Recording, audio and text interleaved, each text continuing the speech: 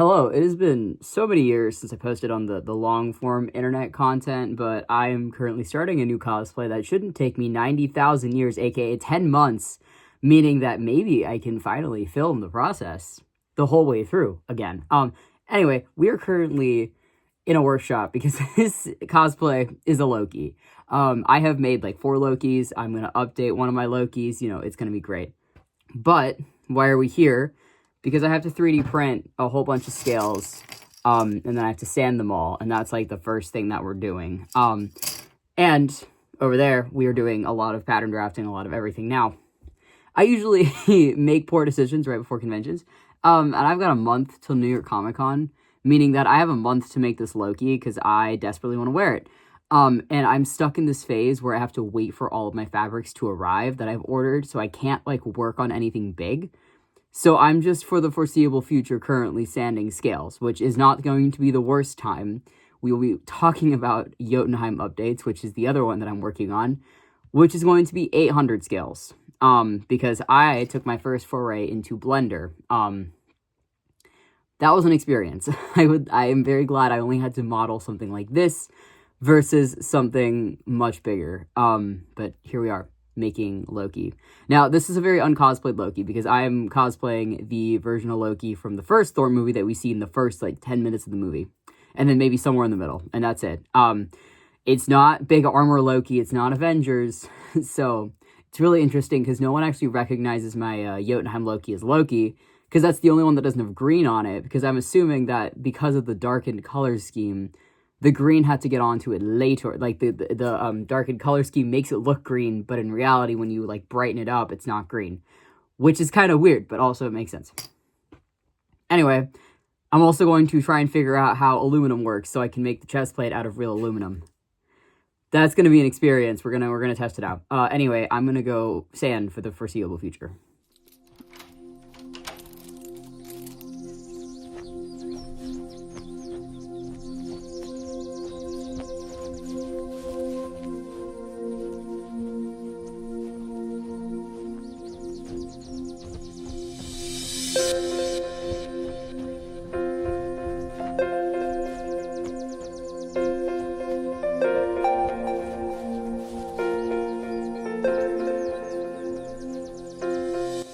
So, the first step to this Loki build wasn't the pattern, it wasn't the fabric, it wasn't anything of the cool part, it was sanding a bunch of 3D printed scales, because I had a whole bunch left over.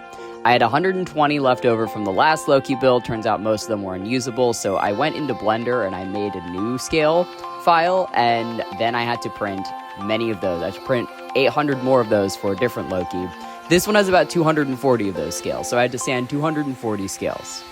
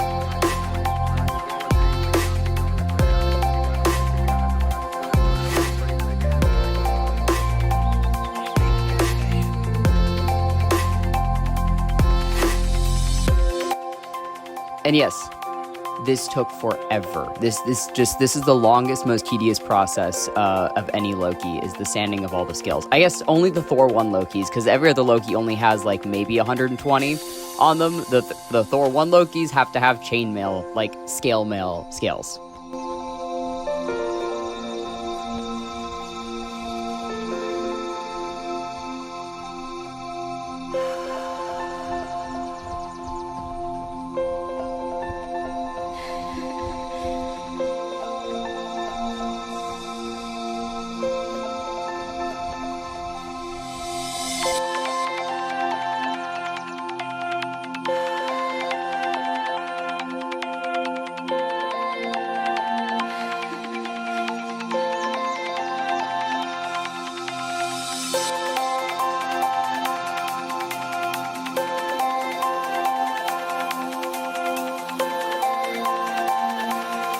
And then eventually I did go to the fabric store and picked up some like basic pleather because I needed at least something to get started, and so I could at least start like the beading of the back panels, and I did a little bit of patterning and a little bit of draping until, you know, all of my fabrics arrived, which took forever for some reason.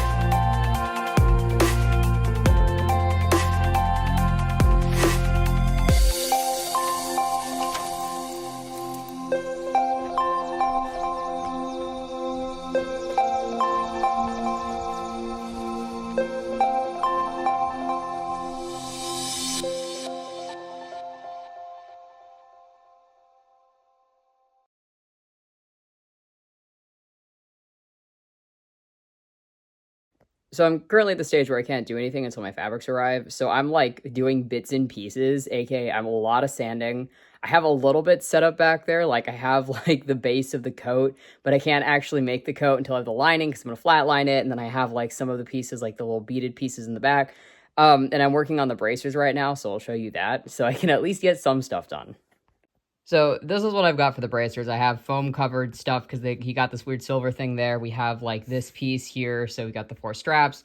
I ended up going with pleather, and I top stitched them for continuity's sake with the other pleather. Obviously I think he has real leather on it, but I'm just gonna put pleather on it so that my sewing machine can do it. But yeah, so we've got this. We're gonna stitch them on, and then I have to make a second one. These straps were hard. I suffered a lot with the straps. I'm gonna be so for real. So, okay, last night I did a live stream where I made the shoulder armor pieces, and they're backed in suede, and I'm about to glue with contact cement the leather strips onto the leather. And yes, I am being safe. We have this stuff. So I'm about to do that, and right now I'm currently waiting for things to arrive, so all I've got is this gluing stuff and then scales until my fabrics arrive, which my linen has not yet even shipped. So I'm a little worried about that, and I'm about to order more linen. I need my emerald green linen so I can actually work on things. Anyway, that's where we're at. Okay, so the first of the fabrics I ordered actually arrived. So this is lining fabric for the coat. So that means I can get the coat done. And it's just micro suede. So it's kind of thick, but I think for the coat it'll work great. I've got my panels here. I've got some drying contact cement outside for the shoulder pieces. And we're going to try and put together the coat now. Usually I like starting with the inside layer first, but I think we're going to have to start with the outside layer because the other fabric just shipped. It took a week. Anyway, so here we are.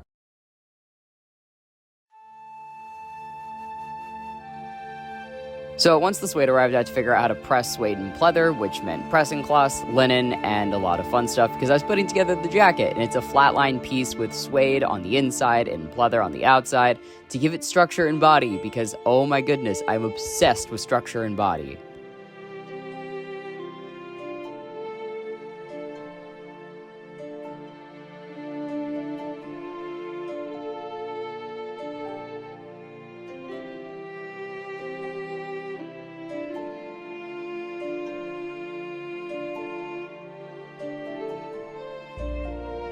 And then we got to sew through the heinous seams of 8 layers of faux suede and pleather and all that fun stuff. I about cried, I think, multiple times on this project. Thank you for the walking foot and the heavy-duty singer machine and heavy-duty needles, because otherwise this wouldn't work. And then I got to do my favorite thing, which is hand stitching, facings, and tailoring. So I got to blind stitch some stuff. I used a leather needle for this whole thing to help, like, with the triangular top because it helped a lot.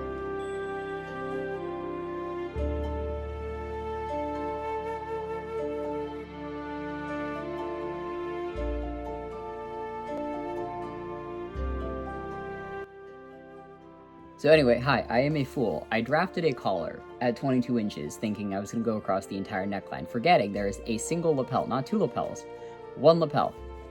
So I drafted this. I made this up. It was very nice. It's fun. It looks good. I put it on, realized there's one lapel. So, okay. I made a new collar. I have to top stitch it now. But now we have a new collar for the neckline that takes into account the lapel. Anyway, hope this one works, because this collar is a nightmare and I want to cry. But we were so close to being done with the coat, which means we were so close to being done with all the, like, really chunky, thick, like, faux suede, faux leather seams. Because, sure, the tunic might have faux leather seams and faux leather and everything, but it's also got linen instead of faux suede, which is thick. Anyway, we're suffering. And I am totally responsible and filmed very little of the making of the tunic because it just took forever. But essentially what happened was I did the quintessential weaving, which is sewing and folding under a strip of fabric and then sewing over the seam line and sewing back under. And it just takes 90,000 years and a very long time. And so I just kind of like didn't film it because these are not interesting clips. It's just me sitting at the sewing machine.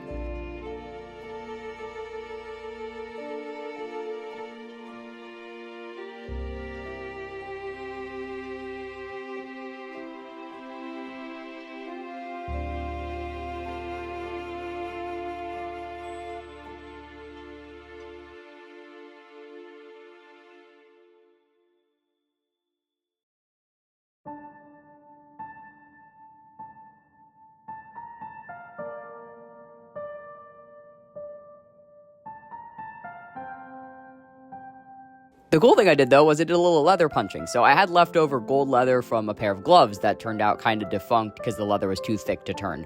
And so what I did was I essentially turned this into the little leather trimming at the bottom, and I used a hole punch, like a circle leather punch, and my tool, and I just kind of created a trim by using the punch and the tool.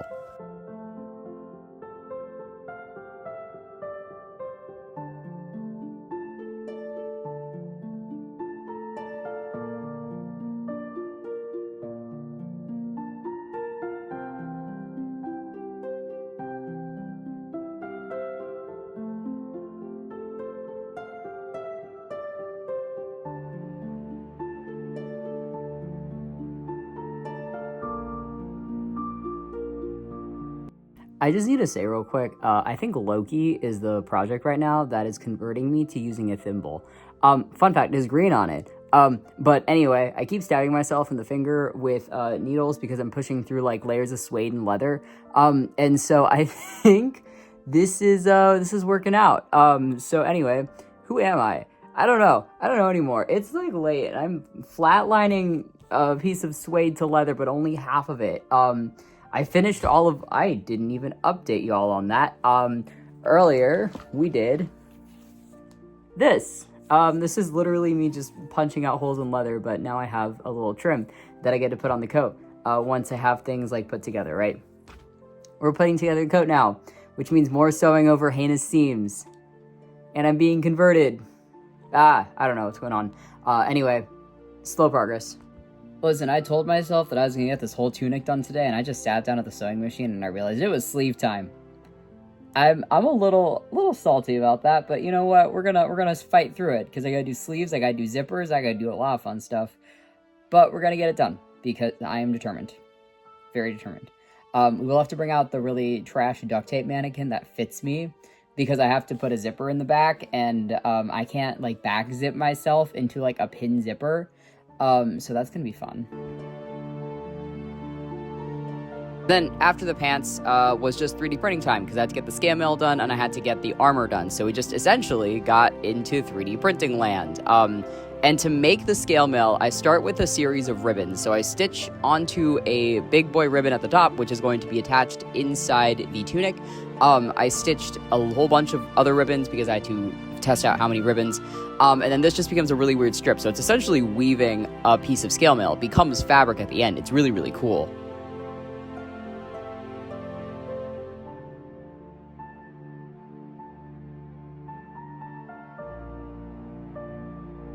Then I go outside with my respirator because I work outside and I'm safe with glue because I'm using fun big fabric glue, like the contact fabric glue. Anyway, and so I glue all 240 scales onto the pieces of ribbon, trying to line them up as best as possible. This is really difficult because things like to shift and it's really annoying, but it worked out in the end, and it is a painstaking process.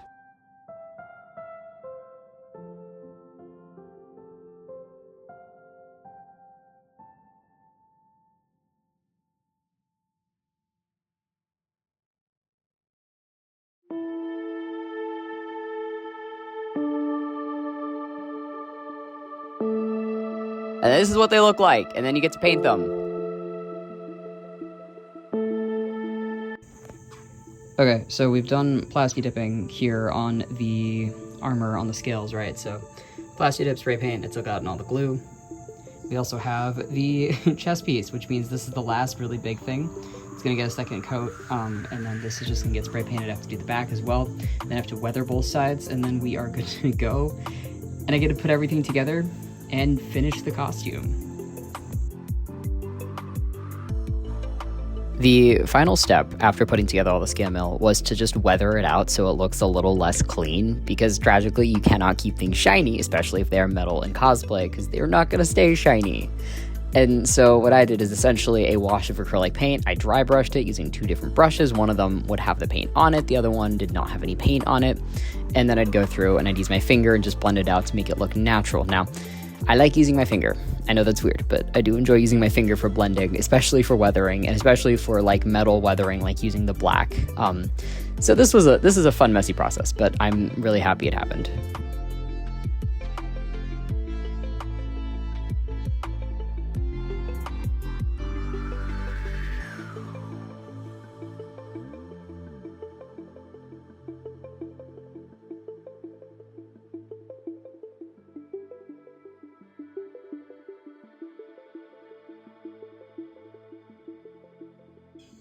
Anyway, here's the weathered out chainmail. It does make a difference to weather, even if it is tragic that it is no longer shiny. And then this is a video I took at the internet of the scale mail panel. The last steps of this were actually just putting the chest plate onto the chest using Velcro and then gluing the, metal-esque foam piece to the Worbla and then putting this piece in via stitching. I hand sewed it to the inside of the tunic, and I'm going to adjust it later. But for now, our reveal is here. We are finished with this costume, and I'm so immensely proud of it.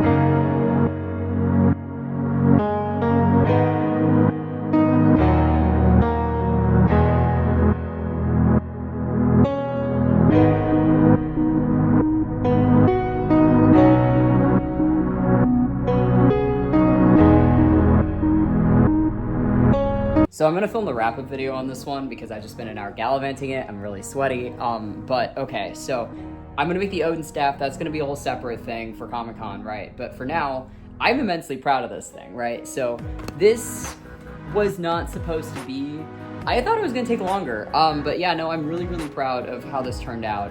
And I don't know, it's really cool. There's only one little adjustment I'd make on the scale mail. I just want to pull it up a little bit more just so it sits more in front instead of going behind. But other than that, I think I did a pretty good job on recreating something with very few reference images to go off of, and most of them being blurry. So anyway, yeah, this version of Loki is done, other than I'm going to remake some stuff and like get some stuff ready for a convention in December. But for now, here we are. The least cosplayed version of Loki is now finished. I don't think I've ever seen anyone cosplay this version specifically at all, so I think this is really, really cool. Anyway, next time is Odin's staff, and I'm gonna suffer because props are hard.